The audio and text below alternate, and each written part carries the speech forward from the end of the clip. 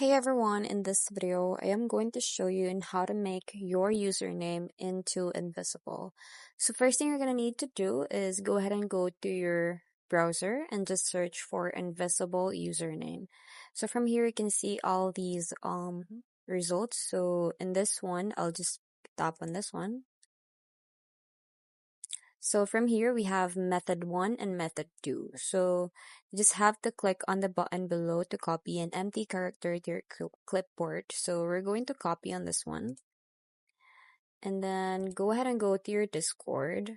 And from here, as you can see, I have my username visible. So we're going to the settings.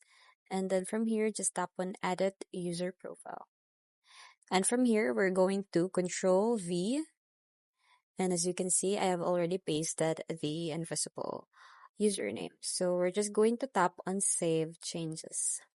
And then that's it. It's very quick and easy. I hope you find this video helpful. Thank you for watching, and I'll see you in the next one. Bye!